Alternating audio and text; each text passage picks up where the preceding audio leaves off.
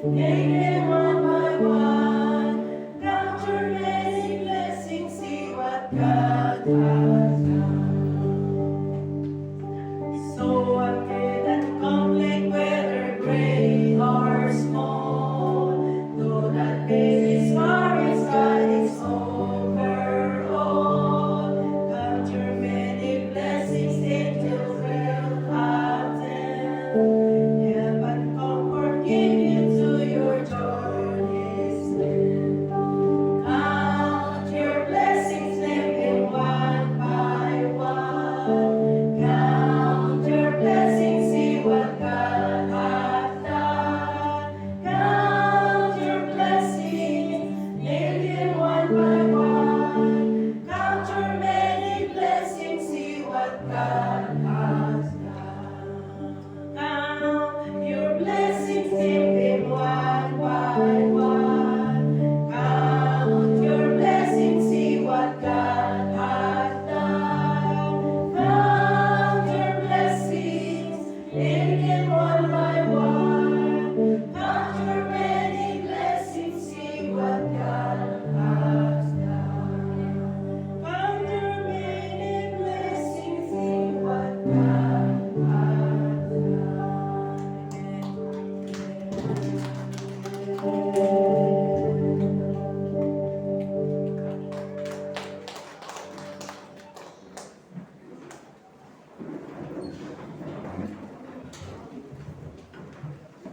Opo, gawin natin wisyo, no, na bilangin sa bawat araw ang blessings ng Lord sa atin. Amen? And so, ma-develop sa atin yung gratefulness, no? Maging mapasalamatin at mapalitan yung ating pag-aalala. Yes, maaaring nga may mga alalahanin tayo sa araw, pero don't miss not to count God's blessings. Hindi ako sure, pero ganun ba talaga? Apostle PS, blessings.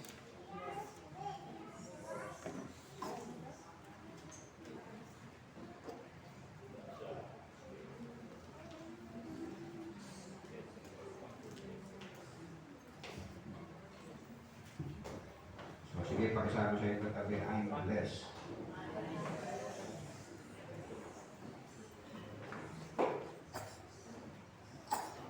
So, praise the Lord, tayo po ay may bagong tema. As we enter bagong buwan ng Mayo.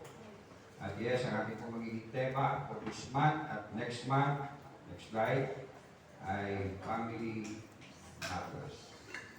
Family Matters. Throughout this month and next month, ay titignan po natin ang salita ng Panginoon o kung sinasabi ng salita ng Panginoon na may kinalaman sa pamilya. Ano ang panuntunan po ng Biblia sa pagpapamilya o pamilya. And throughout, in fact, chapter 1 pa lamang, makikita natin ang Biblia ay nagpahayag na. May mababasa na po tayo tungkol po sa pamilya. So kung meron pong family code, no, sa ating pong batas, ang Biblia po ay may family code. Let me read Genesis chapter 1, verse 27 to 28, and letter A. Again, here we can see from the very first page of the scripture, so chapter 1 pa lang po, makikita natin po na may sinasabi ang Biblia patungkol sa pamilya. Nilalangan ng Diyos at tao ayon sa kanyang larawan. Sila'y kanyang nilalang. Ano daw po? Isang lalaki at isang babae. Pero sa panahon natin, no, pinagsisigawan na, pinapalaganap na ang marriage is between regardless of anong gender, basta nagmamahalan. So, Biblia po, ang family code po, ang marriage is between one man and one woman. Hindi binabae at ang lalaki, hindi babae talaga at lalaki talaga. One man, one woman. At sila'y pinagpala niya, sinabi niya, magpakarami kayo at tuloy ninyo ang inyong mga anak ang buong daigdig at kayo'y mamamahala dito. Nga 2 weeks ago, may nabasa ako Dapat sa Facebook lang din, merong I forgot kung kanilang lahi, basta sa mga European sila. Parehong lalaki, and then, no, nag-asawa sila, and then nag-ampun sila ng bata. Dalawang bata, ages 3 years old. At hanggang sa lumaki, umidad ng 11 years old. And guess what? Mula nang inampun nila yung dalawang bata, na parehong 3 years old, ay ginawa nilang sex slave. Almost every day. Imagine that. At pinili ko po ang Titus chapter 2 verse 1 to 8 na binasa po kanina. Naku si Elder, entirely, dito talaga sa mga pangalan nyo. Titus chapter 2 verse 1 to 8. Pinili ko po ito dahil natatapos lang po natin ang tema ng the church, now family matters. So I see these passages, yung mga salita ng Panginoon na buhay-bulayan natin, particularly in chapter 2 ng Titus, na may kaugnayan. No? Hindi lang ito sa last team natin, no, na the church, yes, maging sa ating team ngayon, the family matters. Ang sumulat po, o ang sulat, ay tinatawag kong pastoral letter sapagkat ito po ay sinulat, no, sa address sa pastor, particularly kay Pastor Titus o kay Tito. Ang sumulat ay si Apostle Paul. Mababasa po natin sa verse 1, letter A, mula kay Pablo, lingkod ng Diyos at apostol ni Jesucristo. Ang sinulatan, mababasa natin sa verse 4, chapter 1 pa rin, letter A, kay Tito, Titus, na tunay kong anak sa iisang nating pananampalataya. So Paul, tinawag po niya si Titus, no, na anak sa pananampalataya. Maaaring si through the ministry of Paul, no, sabihin na natin na nasolving ni Paul si Titus, and eventually si Titus po ay naging pastor. So tinawag po niya kaisa, kapanalig sa isang pananampalataya. Sipahin mo yan, katabi mo. Kaisa mo ba yan sa pananampalataya o may iba ba yan? At si Titus nga po, si Tito nga ay isang pastor at siya po ay nagpapastor sa Crete o sa Krita. Ang nilalaman ng sulat o ang sinulat, ang laman po ng sulat ay instruction kay Titus about pagtatalaga po ng mga elders sa churches ng Crete. We can get to verse 5 to 9 ng chapter 1. At sa mga sumunod na talata, ay nabigay po siya ng instructions sa mga kung ano ang dapat ituro at kung paano dapat sinasabuhay ang mga aral. Again, sa bungat pa lang, ito mababasa natin sa chapter 1, mula kay Pablo, verse 1, lingkod ng Diyos at apostol ni Jesucristo, sinugo ako upang patibayin ang pananampalataya ng mga hinirang ng Diyos at upang palawakin ang kanilang kaalaman sa katotohanan tungkol sa pamumuhay na maka-Diyos. Sa ESV po ay knowledge of the truth which accords with godliness. So these two, no, mag-riding in tandem ito, or two sides of the coin. Sound doctrine, right teaching, right living. Hindi pa pwede itong maghiwalay. No, na alam lang namin ang essential of teaching ng Biblia, and then ang buhay natin ay taliwas sa teaching ng Biblia. That's not complete. Kundi dalawa ito, laging magkasama. Sound doctrine, parehong di sound doing. Matuwid na aral, matuwid na buhay. In chapter 2, verse 1, sabi, kaya naman ituro mo ang mga bagay na angkop sa wastong aral. So merong wastong aral, dapat meron din angkop na buhay o wastong pamumuhay. But as for you, teach what accords with sound or healthy doctrine. Pinakatema po ng sulat po ni Pablo kay Titus, right doctrine, right doing. Right lesson, right living. So tayo ba'y matagal na nag-aaral ng salita ng Panginoon? Do you see yourself growing in the knowledge of the Word of God, and living that knowledge of the Word of God. No, lumalago ba tayo sa pagkaunawa, sa salita ng Diyos, sa kanyang mga aral, at nakikita ba natin ito sa ating buhay, sa ating pamumuhay, na yung aral ng Diyos ay ating sinasa buhay. So now here in our text, from chapter 2, verse 1 to 8, naglatag po si Pablo kay Titus kung anong nararapat na pamumuhay o kung paano dapat mamuhay ang mga nakakatandang lalaki, mga nakakatandang babae, at mga kabataan. Of course, no, hindi lamang ito tataglayin at gagawin sa loob ng church o gathering ng mga mananampalataya, kundi maging sa kani-kanilang pamilya. Biological family. Yes, we are one family in Christ. Yes, meron din tayong biological family kung saan po tayo ay isinilang. Tingnan po natin po ito mga instruction po ni Paul, kay Titus, kay Turo, sa pamilya Kristiyano. Next slide. So number 1, instruction sa nakakatandang lalaki for the older believers or for fathers, para sa lahat ng mga tatay. Yung salita po dito nakakatandang lalaki, no, ito ay ages 40 years old pataas. So huwag naman nyo isipin, no, as we go along, ay isipin ninyo, okay, hindi mo na ako makikinig sa first point kasi hindi naman ako 40, 4 years old pa lang ako. No. Okay? We should listen. Dahil, yes, according to the Lord, magiging 40 anos ka rin. So now, alam mo na. So instruction sa mga nakakatandang lalaki, for the older believers, o sa mga tatay. Sabihin mo sa mga nakakatandang lalaki na sila'y maging mapagpigil sa sarili, marangal, makatwiran, at matatag sa pananampalataya, sa pag-ibig at pagtitiis. Paano dapat daw po na namumuhay po ang mga nakakatandang lalaki sa church, sa kanyang pamilya? I used to hear this po, no? Nasa church ka pa naman. Sabi ko baga dapat nasa church ka, mag-behave ka ng ayos. At tama rin naman. Pero I hope it doesn't mean nasa church lang tayo mag-behave. Kapag nasa loob tayo ng church, kapag nasa fellowship tayo ng mga believers, no? Ay doon lang tayo mag-behave. Tama. Appropriate ng behavior. Kundi anywhere we are. Again, I understand na tama at mabuti na mag-behave tayo at gawin ang mabuti sa loob ng church, sa place of worship, sa panambahan.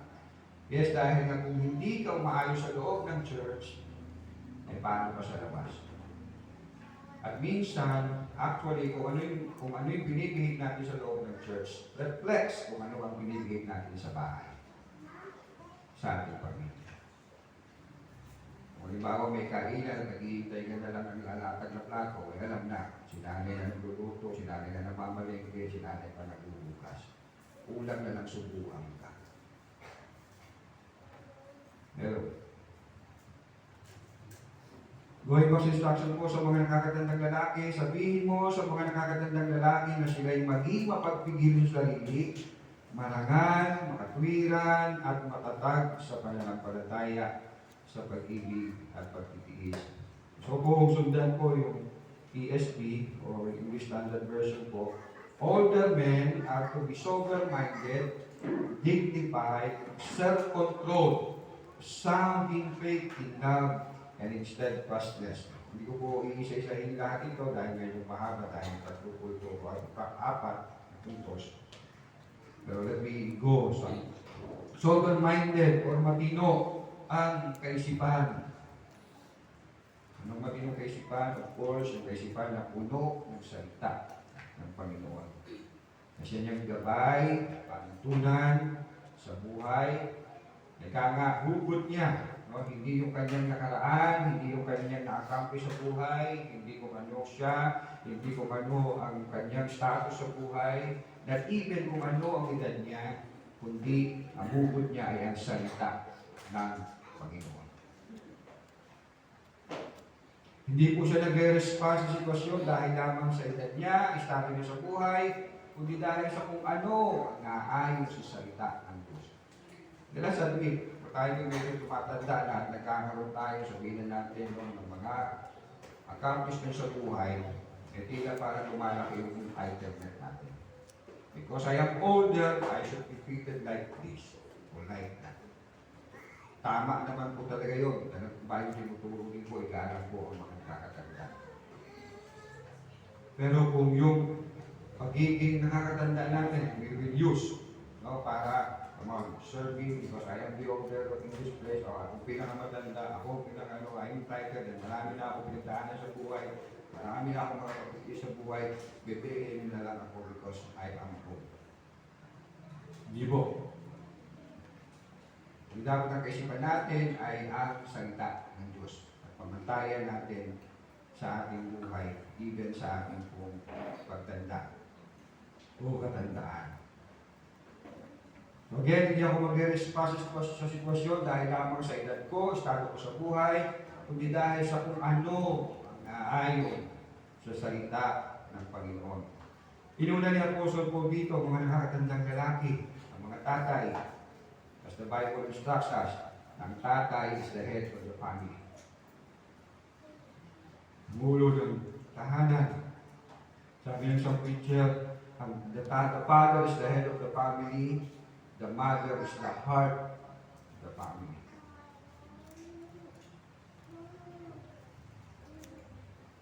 Si tatay ang captain of the ship.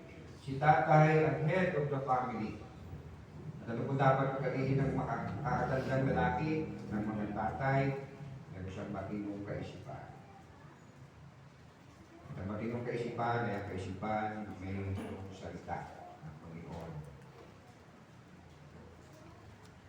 Ano po sabi? Dignified, o respeto, kapitag-pitagan. Hindi siya driven no, just by his position as head of family, no, nagugurusuhin niya kanyang pamilya. O, sabi nga ay tigasin. Pero pag tingnan mo sa bahay, tigasin talaga yan, tinasahin, tigalaba, tigaplansya. Tapos, yan. Kasi mahal lang talaga namin yung aming mga asawa, kaya ganun lang. Head of the family, pero hindi bossy, hindi domineering. Hindi siga sa bahay, kundi siya man ay nagpapasakop sa tuntunin at aral ng Panginoon. Amen po mga kakatanda. Hindi siya implementor lamang o tagapagpatupad ng salita ng Panginoon o ng mga batas, kundi ginagawa niya ang kanyang ginagawa na sinasabi. Gano'ng karaming tatay sa ating panahon, lihis ang pamumuhay sa pananalita. Nakita tayo ng mga tatay na, tatay mo ako, dapat may respeto ka sa akin. Pero yung tatay, walang respeto sa kapwa. Walang respeto sa asawa. Walang respeto sa magulang.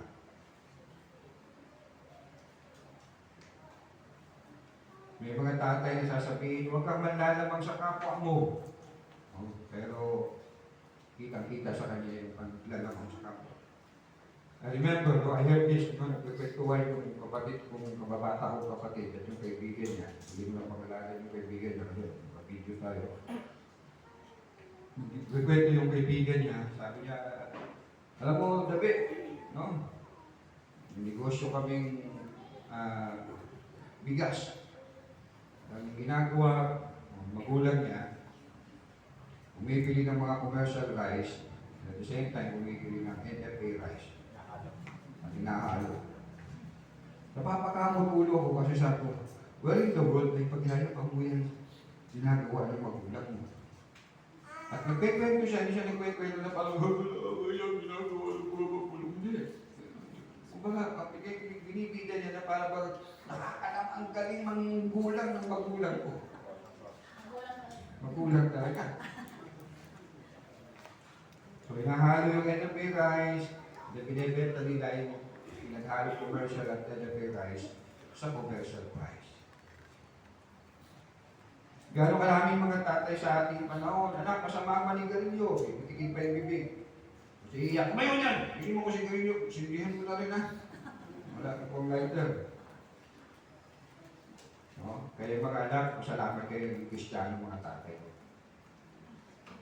Hindi, of course, walang perfectong Kristiyano. Pero kung hindi yan naging Kristiyano, ako, siguro si Inday, kung sabi niyo mukha lang siyang 40, baka mukha na siya 80, kung hindi naging Kristiyano siya ito. Bigay. Isa siguro ba? Chika ko sa inyo yung testimony ni Brother Darlene doon sa Pilipin. O na, siya na lang. Mahaba ko siya. Kaya mga anak, thank the Lord for the Christian mga tatay. Tingnan niyo yung mga taong walang mga tatay na walang Diyos. Walang personal na relationship. Tignan niyo.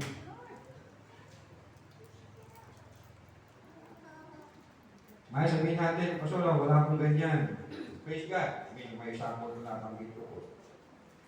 Pero nawa, nakikita sa atin ng mga anak natin, ng mga nakababatang mga mananampalataya in our church, ng mga youth, na we practice what we preach. We practice what we believe. We practice what we teach. Pag tinanong ba natin yung mga kabataan natin dito, mas patingin yung mga matatanda dito, kaya sasabihin nila, Pastor, matatanda lang talaga sila. Yun lang ba? I hope not. Now we talk, kaya nila, what we go, what we talk. Again, we will never be perfect, pero every day, yes, kilalanin natin lagi ang grace ng Lord. Matulungan tayo sa araw ng buhay natin. Buhay tayo ng Marangal. Self-control. Sabi ko ni Pablo, I believe yung self-control ko, no, hindi lang po talaga ito pambata. Sabi nga, mapupusok ang kabataan. Talagang dapat natin itong aralin, taglayin, at pagyamanin all seasons ng buhay natin. Kabataan, ang tanda ng kaunti, hanggang sa pagtanda natin.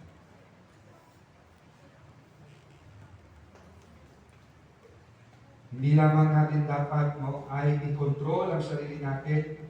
Nung kabataan tayo, hindi kahit ngayon sa katandaan. It's a lifetime practice na i-control ang sarili.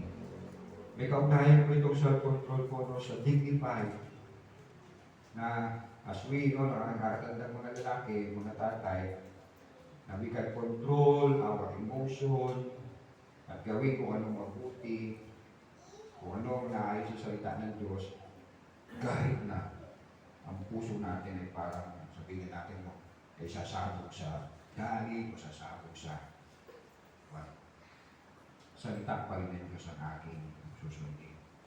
Hindi ko kayo tinitibok ng aking puso.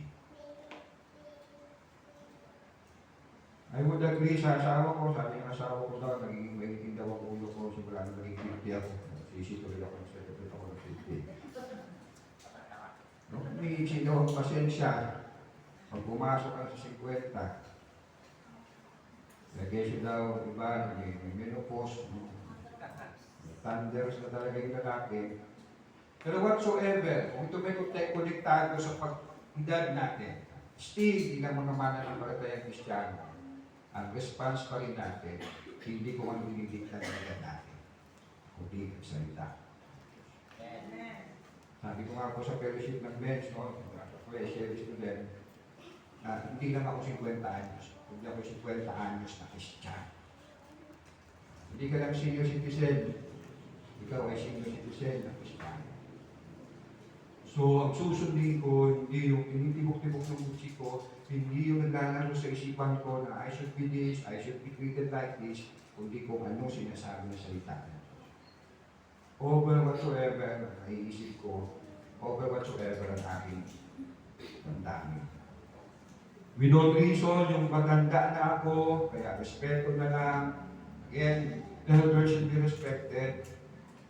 Pero tayo po mga nakakatanda, tayo po ay magbuhay sa ayon sa salita ng Panginoon. Ito naman, may mahanong makitang matatanda na Kapag boss ang kausap, maghanap ka rin. Kapag bata ang kausap, ibang tao kausap, ayos pa rin naman mag-usap. Hindi naman, hindi naman gano'n. Pero minsan pagdating sa pamilya, kaya ito yung sabi nila, the most abused person daw in the world, yung miyembro ng pamilya. You're supposed to be dapat nangyayari. Pamilya mo yan. Ako, sabi ko nga, kapag babaero yan, hindi ako maniniwala yan na magiging mabuting tao yan sa akin. Kasi he or she can fool his family. Hindi malayo yung makukuhin niya.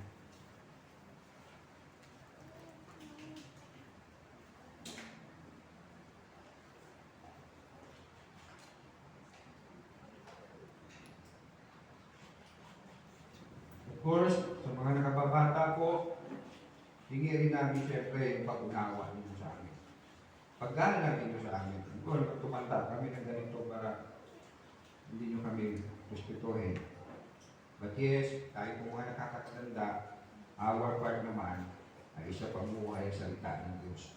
Over our age, over our position, over naman po ang ating po mga campus nyo sa buhay o what. And yes, even our frustration. Kasi minsan totoo po, kaya nagpaliwanag yung mga taong galit sa mundo, minsan it reflects yung frustrations nila sa buhay. Hello. Yung kabiguan, tapos na, nangyari na. We cannot change what happened. Sabi nga ni Jose Marichan, there's no rewinding, no replay. Again, on our parts ng mga nakakatanda, ito po ang angkop na pamumuhay, angkop na pamumuhay, angkop sa salita ng Panginoon, magpihil sa sarili, self-control. I will try to pass this noise kung aking isi-share, nahagi ko dito sa bench.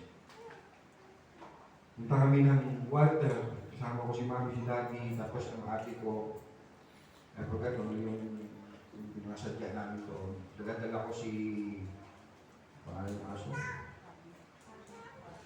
Hindi si Buddy. Pangalan si Crunchy. So, una silang pumasok. Ako naman, nahuli dahil binar ko yung sasakyan. And then, dinala ko yung si Crunchy. Walang diaper. Sabi ng ate ko, Asyo, bibili ako diaper ha. Pasok mo yung aso.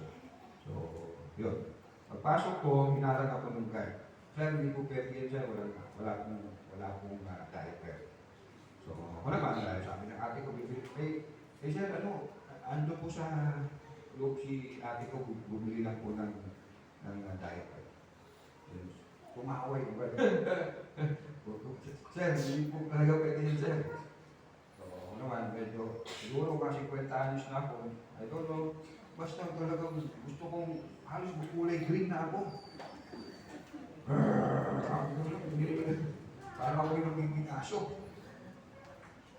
So, nataba ko may man, are you telling me I'm lying? So, tapos sabi, sige po, okay na po. Chat ko na lang. Pag ulit ko ng puso ko, wala yung cellphone ko. Yung cellphone ko pala nasa ate ko din.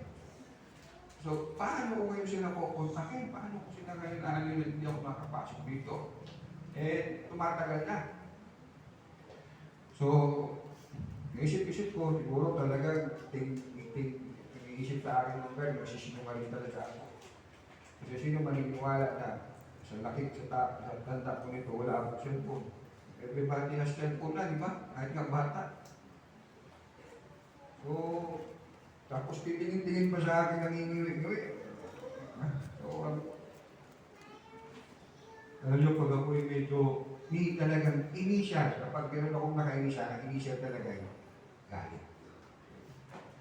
Pero nung ako'y naging Kristiyano na, yun na, I wrestle in the mind. Paano ako dapat magalit? Dapat ba akong magalit? How should I respond? Kasi ako isang galit na Kristiyano. Hindi galit na tao lang. Hindi galit na nilalang lang. Understand what I'm trying to say? I-resonate ng ating kaisipan ng salita ng Diyos yung ating dinadamdam o yung ating sinisina sa isip. Ngayon, dumating yung ate ko, may dalang diaper. So, sa isip ko siya, akala mo, sisingaling ako So, wala. Nilagyan ng diaper, tapos sabi niya sa akin, Shot, iwan mo na lang yun sa sasakyan. Hindi pala pwedeng galit, hindi pala pwedeng pumasok doon sa kakainan natin kahit ng diaper. Okay? Eh, hindi pa nilabas ni ate ko yung diaper. Kumbaga, sumihawak ko siyang papel. So, hindi naman namin yung lugar. So, isip ko tuloy dahil hindi ko pinasok yung aso, nilagay ko sa sasakyan. Yung tapos titigil sa akin yung kwarto. Sabi ko talaga sinungaling ako. No? Hindi ko naman siya nasabi yan na, pastor ako. Hindi naman ako. So what I'm trying to say is, ito ba'y dahil 50 years old na ako? Or what? Pero whatsoever, kung ito may katandaan ko, I am a 50 years old Christian. So I should behave as a 50 years old Christian. Kung tinamaan yung ego ko, I should behave as fast as Christian. Hello? Akala buhay. Well, nakalimutan ko na lang mag-sorry sa kanya kasi galit talaga ako sa kanya. Naiinis talaga ako sa kanya. Kasi nga nung sinagot niya ako, pangingimigay, patawa-tawa pa siya. Parang yung matutugin na yan. Kung mga may patutugin yan eh. Eh sinabi ko lang naman yung sinabi ng ate ko. Buti na lang naalala ko yung kantang Baby Kalma. And then, isip ko, siyempre, mas matibay yung salita ng Diyos. I am the salt and the light of the world. So I will not dwell with my feeling, I will go kung ano sinasabi na salita. Ano pa mas sabi niya, some faith in love. Hindi siya ko natulog, kaya may ito ang apat. Some faith in love and in steadfastness. Matatag sa pananampalataya, sa pag-ibig, at pagtitiis. Sounding faith. Para tayo magkakaroon ng sounding faith sa salita ng Diyos. Salita pa rin ng Panginoon. Ang standard natin ay hindi yung flesh natin, kundi ang standard natin is the Word of God. E so itong katandaan ko, I will submit sa salita ng Diyos. Kung ang salita ng Diyos say no, hindi ko rin paigirahin. Kasi over and over again, naririnig natin yan. Ganun talaga pag tumatanda, may mga nagpe-menopause, may mga nagpe-menstruation, ganun ng ano. Mahal yan ito yan. Observation ng mga mga science, psychologists, or whatsoever, but I don't care. What I am caring is, I will submit sa salita ng Diyos. Pag sinabi ng salita ng Diyos, I should behave like this, even at my age, I will behave like this, even at my age. Ngayon ba, pag mental problem na yan, may ba nag-usapan yan? Okay, Alzheimer na, kalimot na, pangalan mo? Ganun-ganun na. So, medyo ibang usapan na siguro yun. Pero minsan, attitude kasi yan eh. Natagagdagan marahil nga ng katandaan. In love, matatag sa pag-ibig. Remember, sabi ng Panginoon, love one another just as how I love you. Ang standard ng ating pagmamahal ay ang pagmamahal sa ating ng Panginoon. Kaya natin ang ating church outing. We ought to love one another.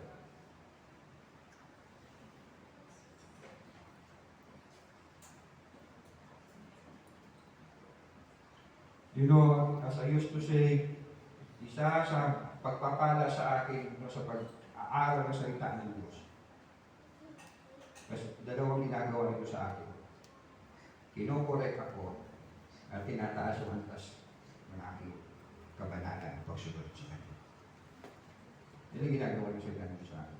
I study, I feel rebuke, mga pagkakataon naman I feel like I have to do more. Mas maging mabuti pa kaysa sa dati. Kapag nakita ko sa salita ng Diyos, oh Lord, I'm doing this, I'm good at this. Okay na. Do better. Oh Lord, oh sorry, hindi ko ito ginawa. Kanina lang, hindi ko ito ginawa. So, repent and do that. Don't do that. Do this. Anong ginagawa ng salita ng Diyos sa atin? Whenever we listen, anong ginagawa ng salita ng Diyos sa atin? Uwi ka, pinamahan naman ako ni Pastor, talagang trip ako nito eh. Or you go home and, oh Lord, sorry, Tulungan mo ako mo. Oh Lord, thank you. Kinumit mo yung aking ginawa. Nobody knows it, nobody sees it. Pero narinig ko yung salita mo, wow. It's like you're telling me, tuwa ako sa'yo. Lord, thank you. Sana makagawa pa ako mo. Remember, ang goal ng buhay is to be more like Christ.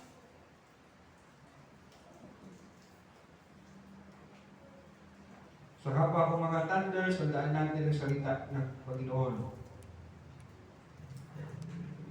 I believe yung pagiging mahitin natin ng ulo, yung age, nagmumula yan sa flesh. We're still in sin.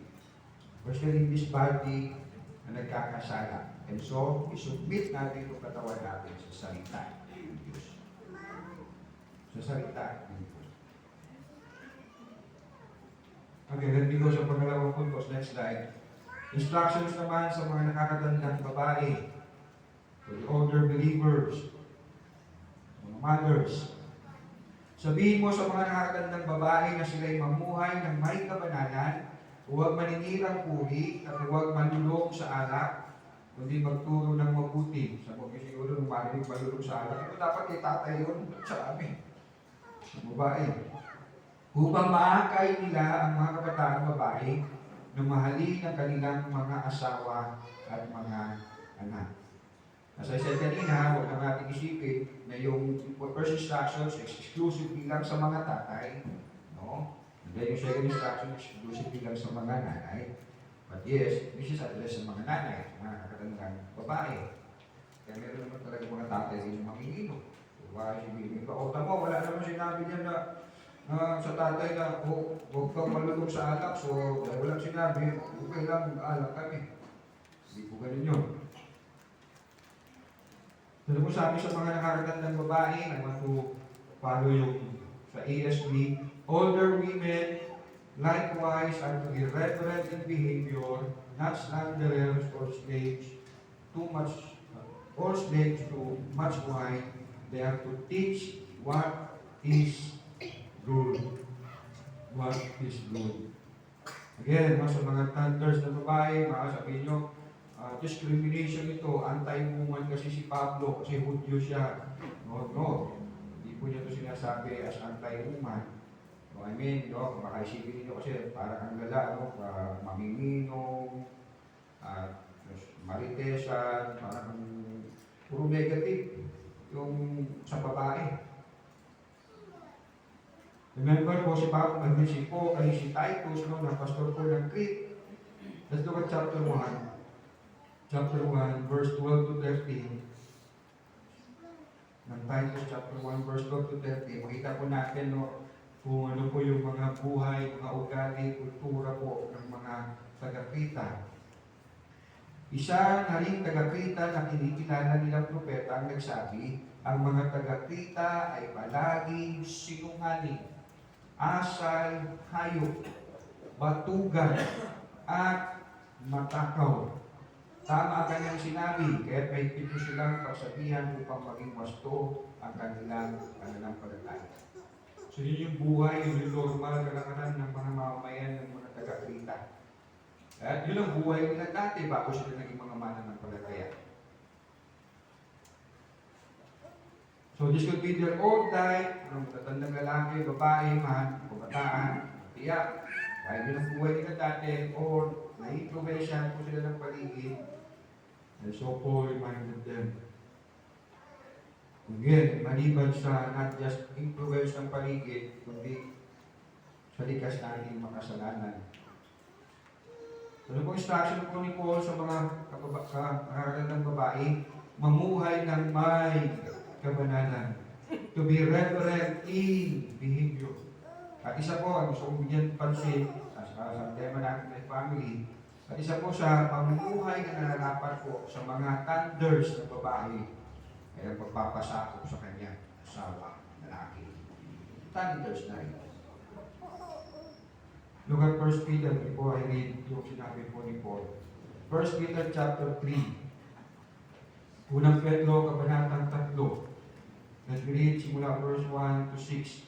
1 Peter chapter 3, Beginning verse 1, kayo namang mga babae, pasakop kayo sa inyong asawa, sa gayon kung mayroon sa kanila na hindi pa naniniwala sa salita ng Diyos, mahihikayat ninyo silang sumampalataya dahil sa inyong magandang asal. Kahit hindi na kayo magpaliwanag pa sa kanila, sapat nang makita nila ang inyong makadiyos at malinis na pamumuhay. Ang inyong ganda ay huwag maging panlabas lamang, tulad ng pag-aayos ng buhok at pagsusuot ng mga gintong alahas at mga mahaling damit. Sa halip, pagyamanin ninyo ang kagandahan na nakatago sa puso, ang kagandahan walang kupas na likha ng maamo at mapayapang diwa na lubhang mahalaga sa paningin ng Diyos. Pag tinanong ko kaya yung asawa ninyong lalaki, no? Gusto kayo sa asawang babae? Ako po talaga siya, Pastor ang biyon ng bahay, pero misis mo hawak ng gato ko. Verse 5, iyan ang pagpapagandang ginawa noong unang panahon ng mga babaeng Kanan na umasa sa Diyos at sila'y nagpasakop sa kanilang mga asawa. Tulad ni Sarah, sinunod niya ang tinawag ng Panginoon at tinawag ng Panginoon, small letter P, ang asawa niya si Abraham. Kayo rin ay mapapabilang sa kanyang mga anak kung matuwid ang inyong mga gawa at kung wala kayong anumang kinatatakutan. Lugar sinabi naman ni Paul sa 1 Timothy chapter 2. Going pa sa chapter 3, baka isipin niyo po si Apostle Peter pagkatapos niyong sabihin na mga babae, pasakop kayo sa inyong mga asawang lalaki. Tingnan niyo po sumunod na sinabi po niya sa verse 7.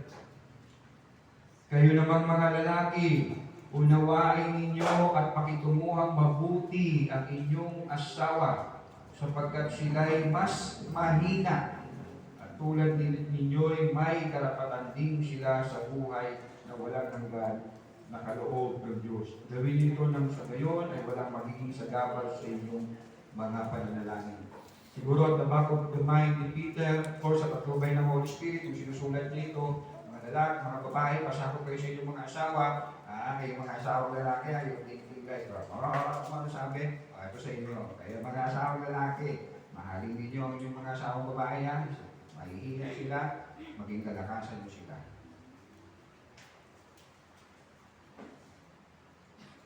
First Timothy chapter 2, verse 9 to 14. Ang mga babae naman ay dapat maging mahinhin, maayos, kagalang-galang sa pananamit at ayos ng buhok. Hindi sila dapat maging maggago sa pananamit at maluho sa mga mamahaling alahas ng ginto o perlas. Ang iba, inakta nito, alam yung ginawa, yung mga perlas, nabigay sa simbahan. Hindi naman natin gagawin po yun. Hindi naman po bawal. Ang konteksto po nito ay magago. Sa halip, ang magiging palambutin nila ay ang mabubuting gawa gaya na nararapat sa mga babaeng tinuturing ng makadiyos. Ang mga babae dapat matuto ng tahimik at nagpapasakop. Hindi ko pinapayagan ang mga babae na magturo o mamuno sa mga lalaki, kundi dapat silang manahimik. Tanong, ito ba ay dahil sa kultura ng mga Hudyo? Ano yung sumunod na sinabi po ni Apostle Paul? Ano po yung ground o basis? Kasi sinabi niya, yung mga babae, hindi po pwedeng mamuno sa mga lalaki. Sa pagtuturo, manahimik sila. Verse 13, sapagkat unang nilalang si Adan bago si Eva. Una, lalaki talaga muna. So, siya ay Eva. At hindi si Adan ang nadayak, kundi si Eva ang nadayak at nagkasala. Alam naman natin si Eva ang bigay kay Adan. Ano kantang Eva at Adan? Eva at Adan.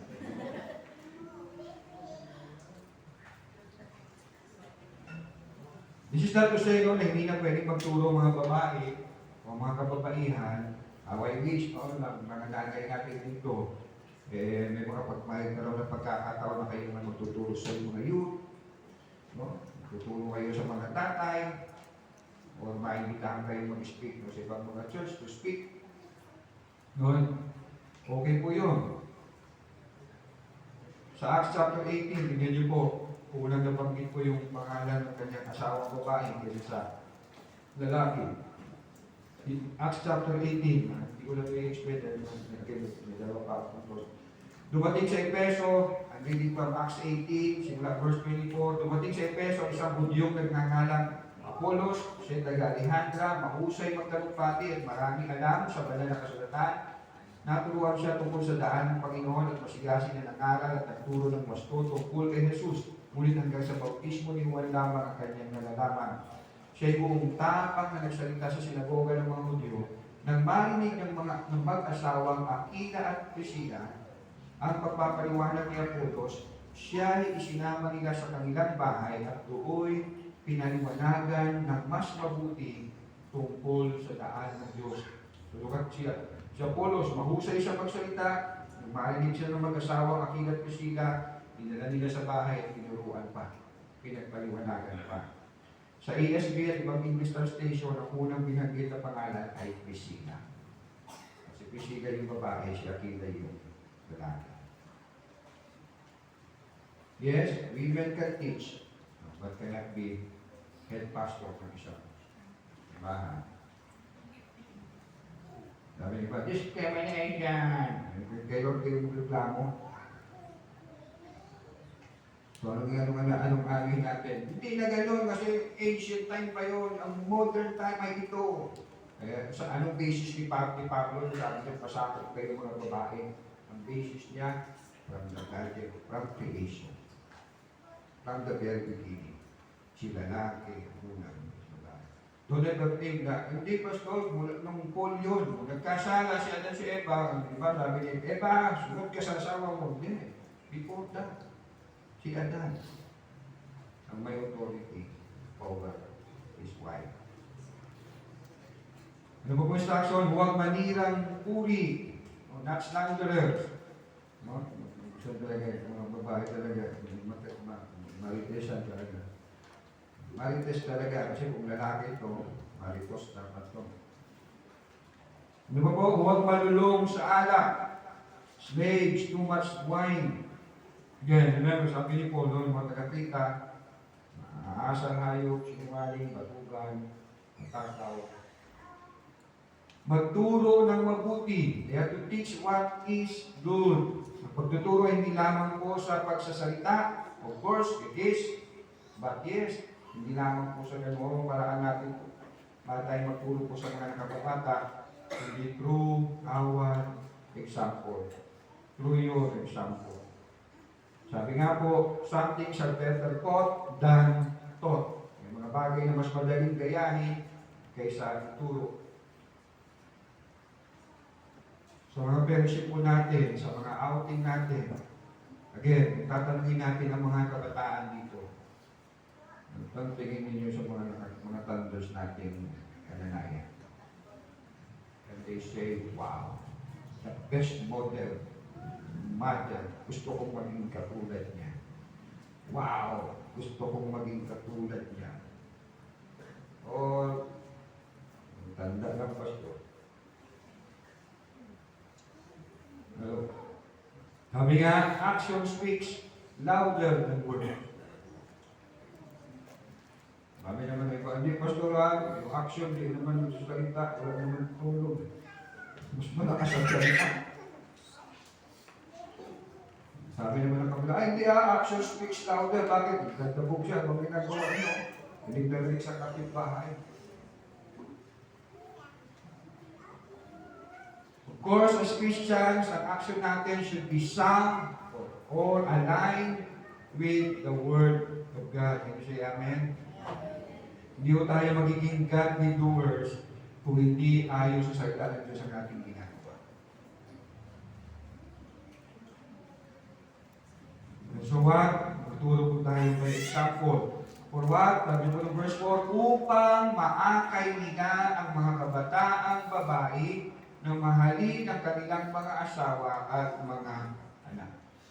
So by your good example, yung mga kabataang babae, matuturuan sila mahalin ang kanilang mga asawa, ang kanilang mga anak, mga young girl, no, ng mga merit, ng mga kabataan.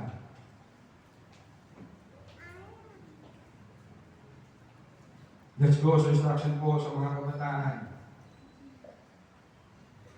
So verse 5, ang mga kabataan ito, mga kabataan naman ito, na married, no, pero younger, yung mga kabataan na married, ang mga kabataan ito ay kailangan din turuan na maging makatwiran, malinis ang isipan, masipag sa gawaing bahay, mabait at masunuri sa kanilang asawa, upang walang masabi ang sino man laban sa salita ng Diyos na dahil sa kanila. Again, don't ever think, pastor, yung gawaing bahay, hindi yung gawain ng tatay o ng anak na lalaki. Kasi sa babae ng instruction mo. No. Okay? Hindi po ganon. Ano po sabi, maging makatwiran. Hindi sabi, maging mapalakatwiran. To be self-controlled. We can think this na we can charge to experience na talagang ang self-control habang buhay natin talagang dapat tagayin. At all ages, at all seasons, bilang iba, ang mga kabataan, maging sa pagtanda. At yes, remember, self-control po is the fruit of the Holy Spirit. Amen? Amen. Ano ba po? Malinis ang isipan, pure, masipag sa gawaing bahay. Hello. Listen, do not reason this. Sabihin niyo, kaya ako ganito kasi ganito ako pinalaki. Ito ang kinamulatan ko. No. Kristiyano ka na, so you rest of it. I will not live doon sa Pasko. I will live doon sa bagong buhay na meron ako. Are you listening? Minsan, kinukulong tayo ng nakaraan. Sabi nila, kinakalimutan niya ang nakaraan. Tinatago niya yung kasalanan natin sa pinakamalalim na bahagi ng dagat. Why? Because He wants you and I to live sa harapan natin. Before Him. Sumunod tayo sa Kanya, hindi sumunod sa nakaraan natin. So kung pinalaki tayong merong golden spoon sa bibig, and now we are a believer, this is not right. Tanggalin ko itong golden spoon. Magbubuhay ako ng ayon sa salita ng Diyos. There will be a struggle, of course, dahil hindi pa tayo sa katawang ito. Pero again, Kristiyano na ako eh. Ano naman magsasabi? Kanya-kanya kasi yung target, pastor. But we have to understand kung ano kaibahan po ng talent, ng gift, at attitude. Yung katamaran, hindi yan babagsak sa talent at gift.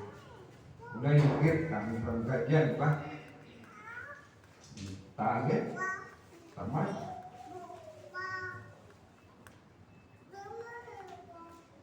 Kasalanan sa Diyos ang maging damagin siya. Amen? Binigyan tayo ng Lord ng 6 days to work.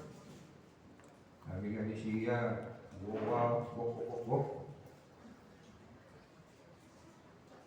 But yes, ang Bible, madalang kasulatan ko, papahayag, God, ang ayaw ng Lord, galit ang Diyos sa tamad.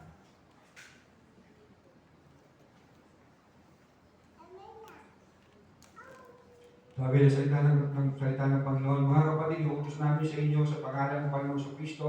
I'm reading 2 Thessalonians chapter 3. Mga kapatid, inuutos namin sa inyo sa pangalan ng Panginoon Kristo na layuan ninyo ang sino mang kapatid na tamad at ayaw sumunod sa mga turo na ibinigay namin sa inyo. Alam naman ninyo na dapat ninyong tularan ang aming ginawa. Hindi kami naging tamad nang kami kasama pa ninyo.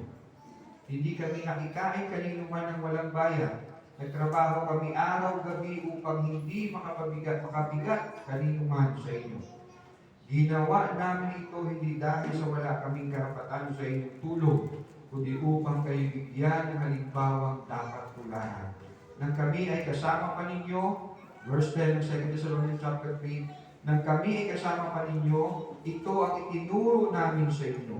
Ang ayaw magtrabaho ay hindi dapat kumain. Problema, yung walang ginagawa ay yung gutumin. Kasi walang nalilibangan, tiyan lang nararamdaman lagi. Binanggit namin ito dahil nabalitaan namin may ilan sa inyong ayaw magtrabaho at walang inaatupag kundi ang makialam sa buhay ng may buhay. Ulit, sa pangalan ng Panginoong sa Kristo, mahigpit namin inuutos sa mga tao ito na sila'y maghanap buhay ng maayos at huwag umasa sa iba. Remember, ang paggawa ay hindi po sumpa. Ang paggawa po ay pagpapala. Tignan niyo po siya na si Eva. Tataban, tatala. Nilagay ng Lord sila sa gali ng Bikset, gali siya, hindi gali ng Bikset. Ano sabi ni Lord sa kanila? Gawa lang kayo dyan ng house, tree house lang. Kuya-kuya po lang kayo dyan. Kuya, nakay kayo ng tuyan sa ilalim ng lilig ng puno. Sige lang, relax lang kayo dyan. No. Genesis chapter 2, verse 15. Remember, Genesis 3, kung sila nagkasala. Genesis chapter 2, wala pang kasalanan. Genesis 2:15, inilagay ng Panginoong Yahweh ang tao sa halamanan ng Eden upang ito'y pagyamanin at pangalagaan. You know what? Pagdating natin sa langit, pagdating natin sa bagong langit at bagong lupa, I do believe meron pa rin work. Meron pa rin tayong gagawin. Pero hindi na tayo magpapagod, hindi gagawa tayo ng may kasalanan. Tanungin niyo si Kelvin, dami naman yung pinagkakabalahan, pero may time pa rin siya mag-basketball. Kasi tuwa-tuwa siya. Tuwa-tuwa yung gawin. Lagyan din sa langit, kagalahan na nararamdaman natin, kapayapaan na nararamdaman natin. Talagang work tayo sa actually. Remember, whatever we do it all for the glory of God.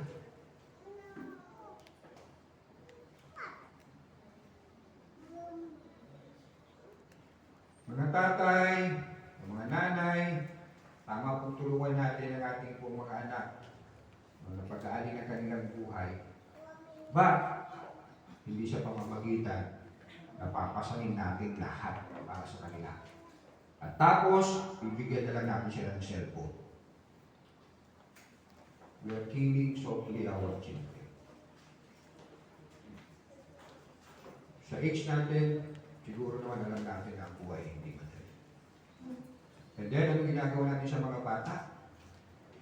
Habang lumalaki sila, pinakikita natin ang galing ang gaano ang buhay. Ako na magluluto, ako na maghuhugas, ako na magkasahan, ako na lahat, ako maglilinis, ako magtutupi ng damit ninyo, ako mag-aayos ng kalador, ako lahat. Eh, umiksi buhay mo kasi nilahat mo. Ano na nangyari sa anak natin? Pinapatay natin ako ng mga bata. Ganyan na po yung mga bata, nagbibigti na lang sa puno ng kamatis. Kasi wala namang ginatpat sa buhay kahit laking bonaki.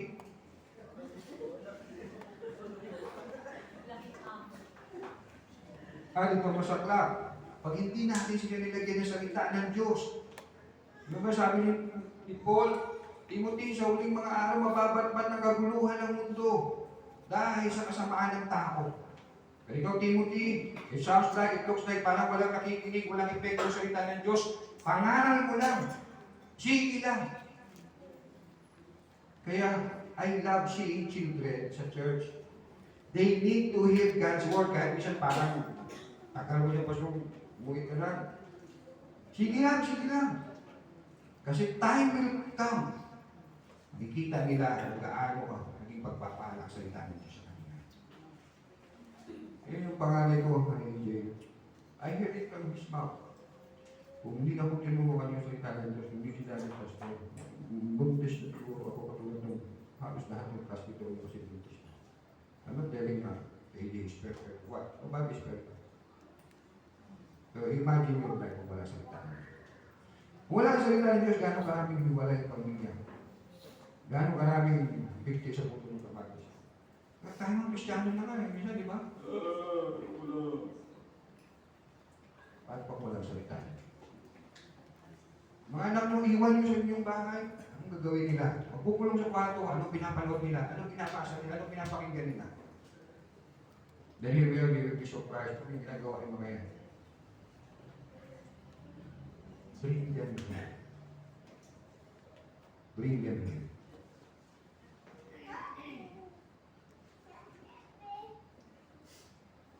Mabait o be kind, masunurin sa kanilang asawa, submissive to their husband, to their own husband. Ang mundo tinuturo to their daming husbands.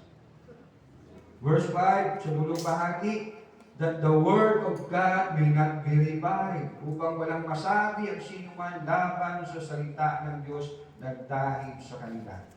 Ito pong buhay natin, matanda man, bata man, tumatanda pa lang, bilang mga mananampalataya, we do all things for the glory of God na walang masabi laban sa Diyos sa salita at aral ng Diyos.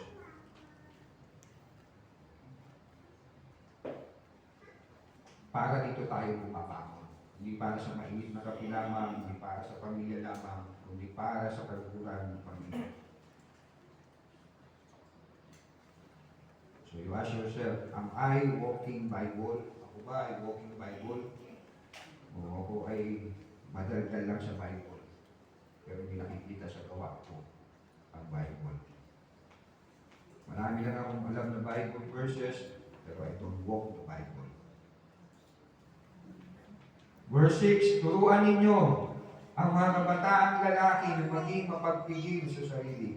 I'm wondering, isa lang instruction mo. Again, ibig sabihin isa lang, dahil sa nauna, hindi para sa kanila. Turuan mo rin ang mga kabataang lalaki na maging mapagpigil sa sarili. Sabi nga ng Bisaya, self-control duwa. Again, sa mga thunders na lalaki, hindi controlling others, self-control din. Sa mga thunders na babae, self-control din. Sa mga kabataan, self-control din. Who will control us? The Holy Spirit. How the Holy Spirit helps us controlling ourselves? Salita ng Diyos. Salita ng Panginoon. And lastly, verse 7 to 8, instructions sa pastor. Telling us, yes, every Christian family ay dapat may pastor na nangangalaga. Every Christian family ay dapat may pastor na nagpapakita ng halimbawa. Verse 7 to 8, sa lahat ng paraan, maging halimbawa ka ng mabuting ugali at maging tapat ka at kagalang-galang sa iyong pagtuturo. Nararapat ng pananalita ang lagi mong gamitin upang hindi mapintasan man ang mga sinasabi mo. Sa gayon mapapahiya ang ating mga kalaban sapagkat wala silang masasabing masama laban sa atin. Again, sa dulo po ng verse 8, for the sake of what? For the sake of salita ng Panginoon.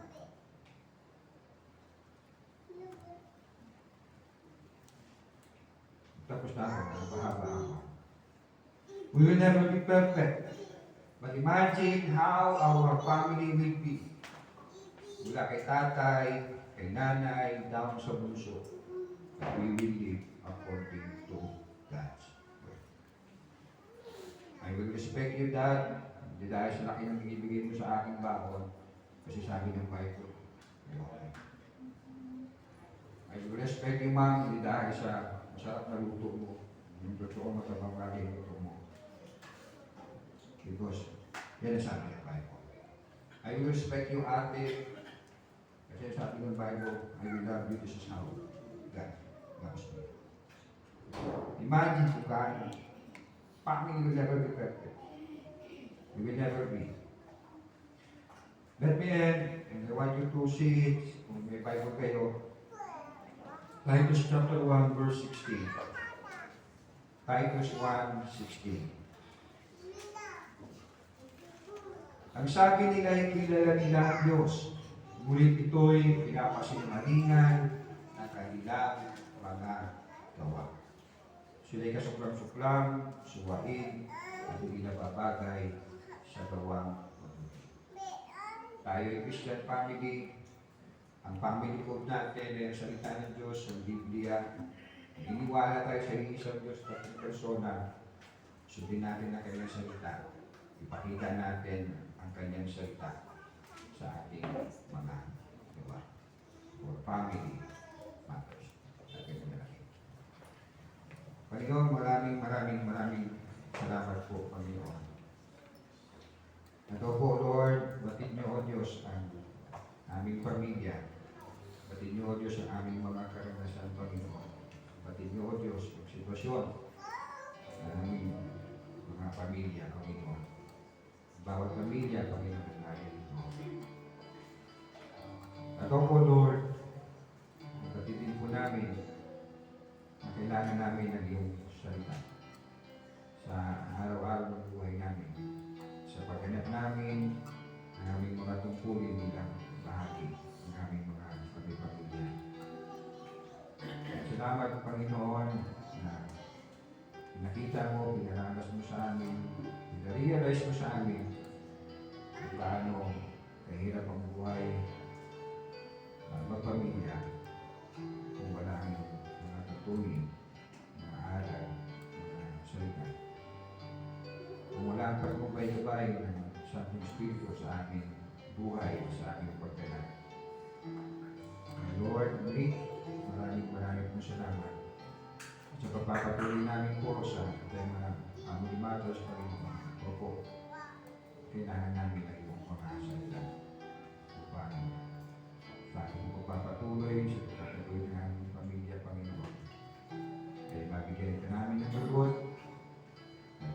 at hindi mapulaan, Panginoon, ang iyong mga salita sa aming mga buhay. Bless each family, Panginoon, na narito